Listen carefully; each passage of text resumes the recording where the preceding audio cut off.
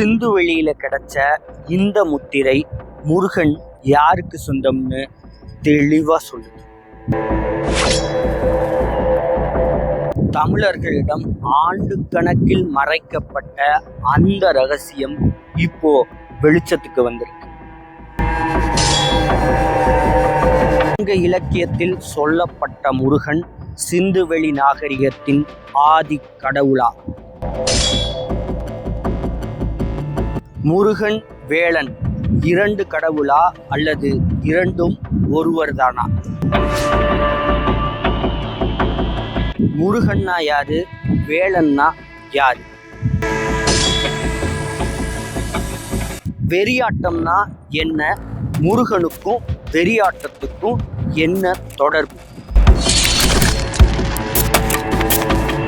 முருகன் பற்றி பலரும் மறைக்க நினைச்ச பல உண்மைகள் இன்னைக்கு வெளிச்சத்துக்கு வந்திருக்கு. அந்த உண்மைகளை பற்றி தான் இந்த வீடியோவில் நாம் தெளிவாக பார்க்கணும். சிந்துவெளி நாகரிகத்தோட இந்த முத்திரையை நல்லா கவனிங்க. ஒரு ஜாடியில் எருமை கொம்புடன் கூடிய ஒரு தெய்வம் உறைஞ்சிருக்கிற மாதிரியும், அதற்கு கீழே மண்டியிட்ட நிலையில ஒரு பூசாரி இருக்கிற மாதிரியும், ஒரு ஆட்டுக்கிடாய் வரவழைக்கப்படுற மாதிரியும், 7 மகளிர் அந்த விழாவை சுற்றி ஆடுகிறது மாதிரியும், அதே மாதிரி 6 அரச இலைகள் அந்த முத்திரையில இடம்பெற்றிருக்கு. இந்த முத்திரைய அப்படியே மனசுல பதிய வச்சிருங்க. இப்போ நாம் முருகன் பற்றி சங்க இலக்கியம் என்ன சொல்லுது அப்படின்றதுக்குள்ள வருவோம். சங்க இலக்கியத்தினுடைய முதல் நூல்னு சொல்லப்படுற தொல்காப்பியத்திலேயே முருக வழிபாடு பற்றிய குறிப்பு இருக்கு. முருக வழிபாட்டை முருக வெறியாட்டத்துடன் தொல்காப்பியம் பதிவு செய்து, அதுக்கு பிறகும் வந்த நற்றிணையா இருக்கட்டும், குறுந்தொகையா இருக்கட்டும், இந்த ரெண்டிலேயுமே வெறியாட்டம் பற்றிய குறிப்புகள் நமக்கு கிடைக்குது. இந்த வெறியாட்டம் அப்படின்னா என்ன அப்படின்னா, முருகு அப்படின்னுங்கிற ஆற்றலை வேலன் அப்படின்னுங்கிற பூசாரியின் உடம்பில் ஏற்றி அவர் குறி சொல்வதும் நோய் பிணியை போக்குவதும் தான் வெறியாட்டம். குறிப்பா நற்றிணையும் குறுந்தொகையும் இந்த வெறியாட்டம் யாருக்கு நிகழ்த்தப்பட்டதா சொல்லுது அப்படின்னா, அது அகநோய்க்கு, அதாவது அகப்பாடலா வருது. காதல் நோய்க்கு முருகன் தீண்டி விட்டானோ, அந்த முருக தீண்டலுக்கு வெறியாட்டம் நிகழ்த்தி அந்த நோய் பிணியினை போக்கணும் அப்படின்னு அகப்பாடல் பதிவு செய்யுது. நற்றிணையும் குறுந்தொகையும் இப்படி பதிவு செய்யுது. சரி, இதுக்கும் சிந்து சமவெளியில் கிடைச்ச இந்த முத்திரைக்கும் என்ன சம்பந்தம் அப்படின்னு பார்த்தீங்கன்னா, சங்க இலக்கிய பாடல்களில் முருகன் வெறியாட்டம் எப்படி நிகழ்ந்தது அப்படின்னு சொல்லப்பட்டதோ, அதை அப்படியே ஒரு சித்திரம் வரைஞ்சது போல இந்த குறியீடு நமக்கு கிடைக்குது. நீங்க நல்லா இந்த குறியீடை கவனிங்க. ஆட்டுக்கிடாய் இழுத்து வரப்படுகிறது. வேலன்னு சொல்லப்படுற அந்த பூசாரி மண்டியிட்ட நிலையில் இருக்கிறான். அந்த ஜாடிக்குள் முருகன் உறைந்திருப்பதாக, அதாவது கொம்புடன் முருகன் உறைந்திருப்பதாக வரையப்பட்டிருக்குது. இந்த 7 பெண்கள் யாரு அப்படிங்கிறத நீங்க கேள்வி வரலாம். சங்க இலக்கியம் அதையும் பதிவு செய்கிறது. குறவை கூத்து அப்படிங்கிற கூத்து முருகனுக்காக ஆடப்படுகிறது. இந்த குறவை கூத்தாடும் பெண்கள் இந்த விழா நடக்கும்போது அந்த குறவை கூத்தை இந்த சடங்கை சுற்றி ஆடுவார்கள்னு சங்க இலக்கியம் பதிவு செய்து, இப்போ இந்த சித்திரத்தை உன்னிப்பா கவனிங்க. அந்த 7 மகளிரும் ஆடிய நிலையில் இருக்கிறார்கள். அவர்கள் ஆடுகிற அந்த ஆட்டம் குறவை கூத்து. அதே போல இதில் வருகிற இந்த அரச மர இலையும் முருகன் சடங்குடன் சம்பந்தப்பட்ட ஒரு தொழில் மரபாகத்தான் இருக்கும். இதுல இருந்து நாம சொல்ல வர்றது என்ன அப்படின்னா, சிந்துவெளி நாகரிகத்தின் ஆதி கடவுளாக, அதாவது ஒரு நகர நாகரிகத்தின் ஆதி கடவுளாக இருந்தவன் முருகன். அந்த முருகனுக்கு ஆட்டுக்கிடாய் பலியிடப்பட்டிருக்கிறது. அந்த முருகன் சங்க இலக்கியத்தின் அகப்பாடலில் காதல் கடவுளாகவும், புறப்பாடலில் போர் கடவுளாகவும் வர்றான். இதுல காதல் கடவுளா வரும்போது அவன் இந்த பசலை நோயை தீர்ப்பவனாக அவன் வர்றான்.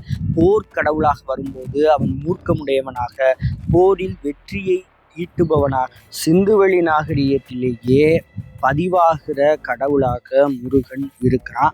அவன் ஒரு நகர நாகரிகத்தின் கடவுளாக கருதப்படுறான்.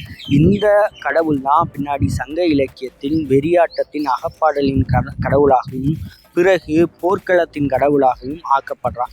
ஆனால் இந்த ஆரியமயமாக்கலுக்கு பிறகு வந்த முருகன் வைதிக கடவுளாக மாற்றப்படுறான். நம்ம என்ன சொல்கிறோம் அப்படின்னா, முதல்ல இவர்கள் சிந்து சமவெளி நாகரிகத்தை சிந்துவெளி நாகரிகத்தையே தமிழர் நாகரிகம், அது ஒரு தொல் தமிழர் நாகரிகம் அப்படிங்கிறதுக்கு பல ஆதாரங்களை நம்ம முன் வச்சோம்.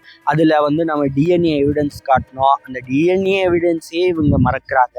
அது மட்டும் இல்லாமல் பல்வேறு எவிடன்ஸை காட்டினோம். இப்போ குறிப்பாக சொல்லணும் அப்படின்னா, சிந்துவெளி நாகரிகம் அப்படிங்கிறது நீரியல் சடங்குகளை கொண்டாடுகிற ஒரு நாகரிகம்.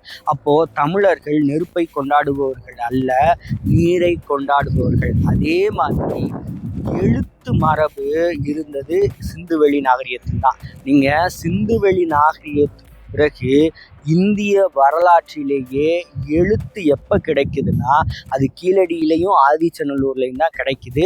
அதன் பிறகு அசோகர் கல்வெட்டு கிடைக்குது. நீங்கள் சமஸ்கிருத எழுத்துரு, அதாவது சமஸ்கிருத எழுத்துக்கள் இந்தியாவில் கிட்டத்தட்ட அது கிபியில் தான் கிடைக்குது. கிமுவில் பொது ஆண்டுக்கு முன்பாக சமஸ்கிருதத்தில் எழுதப்பட்ட ஒரு எழுத்து, சமஸ்கிருத எழுத்து கூட நமக்கு கிடைக்கல. அப்போது எந்த அளவு இங்கே சமஸ்கிருத எழுத்தே இல்லாத நிலை இருக்குது அப்படிங்கிறத பாருங்க. அப்போது எழுத்தின் மரபு யாருடையதாக இருக்குது அப்படிங்கிற கேள்வியும் நாம் எழுப்புகிறோம். அதே மாதிரி சுட்ட செங்கலை பயன்படுத்தியவர்கள் யார்? இந்த சுட்ட செங்கலை சிந்துவெளி நாகரிகத்தில் கட்டுமானத்துக்கு பயன்படுத்தினார்கள். அதற்கு பிறகு சுட்ட செங்கல் என்பது இந்தியாவிலேயே எங்குமே கிடைக்கல. அது பின்னாடி கீழடியில் தான் கிடைக்குது. இலக்கியத்தில் திருப்பி திருப்பி சொல்லப்படுற வழிபாடு என்ன வழிபாடு அப்படின்னா, அணங்கு வழிபாடு தான் சங்க இலக்கியத்தில் சொல்லப்படுகிறது.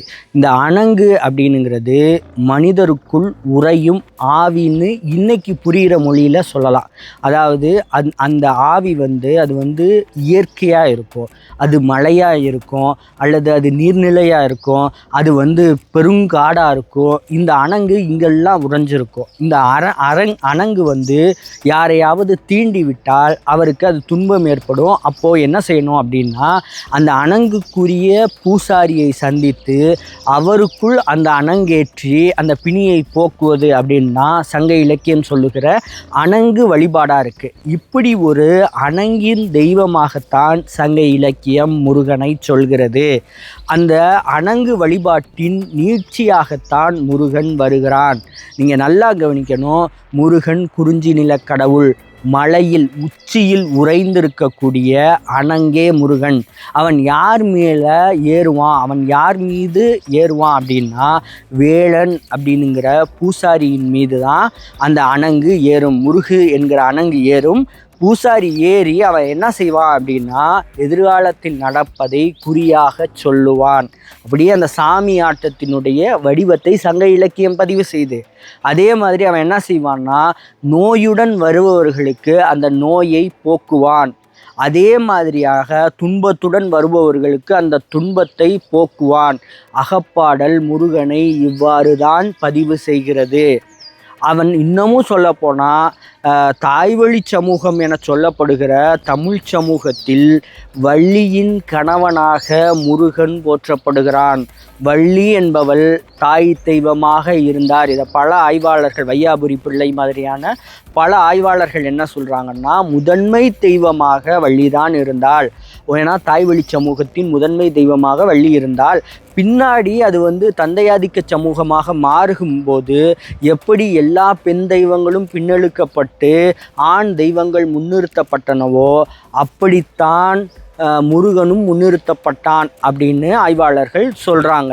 அப்போது முருகன் என்பவன் முழுக்க சிந்துவெளி நாகரிகத்தில் இருந்து அவன் என்னவாக இருக்கிறான் அப்படின்னா, அவன் தமிழ் கடவுளாகத்தான் இருக்கிறான். இந்த பாயிண்ட்டை எல்லாம், அதாவது வெறும் இலக்கிய தரவுகள், பாரி டிபேட்டில் என்ன பிரச்சனை அப்படின்னா, அவர் விக்கி வந்து வெறும் இலக்கிய தரவுகளை முன் வச்சார். இலக்கிய தரவுகளை பாரி என்ன சொல்லிட்டாருன்னா, இதெல்லாம் வந்து பிற்காலத்தியது, இதெல்லாம் ஆரிய வருகைக்கு பின்னானது, ஆரிய கலப்பிற்கு பின்னானது அப்படின்னு பாரி கடந்துட்டே போயிட்டு இருந்தார். பாரி என்ன பதில் சொல்லியிருக்கணும்னா, நீங்கள் வெறும் இலக்கிய ஆதாரங்களை பார்க்காதீங்க, நீங்கள் மானுட ஆய்வை பாருங்கள், மானுட ஆராய்வை பாருங்க, மானுடன் சம்பந்தமாக இலக்கிய தரவுகளை பாருங்க.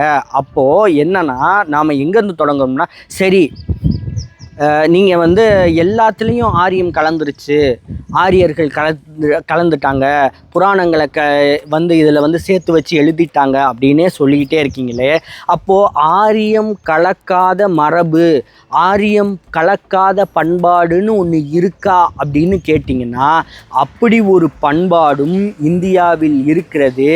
அந்த பண்பாடு எதுன்னு கேட்டிங்கன்னா, அது வந்து சிந்துவெளி பண்பாடு. அங்கே வந்து நீங்கள் இந்த சிந்துவெளி பண்பாட்டினுடைய மொத்த நாகரிகமே ஆரியர் வருகைக்கு முன்னால் நிகழ்ந்தவை.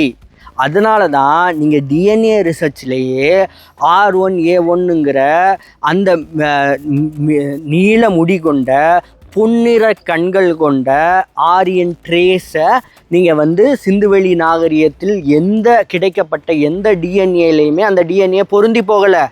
காரணம் என்னன்னா, அந்த நாகரிகம் மொத்தமே ஆரிய வருகைக்கு முன்னாடி நிகழ்ந்தவை.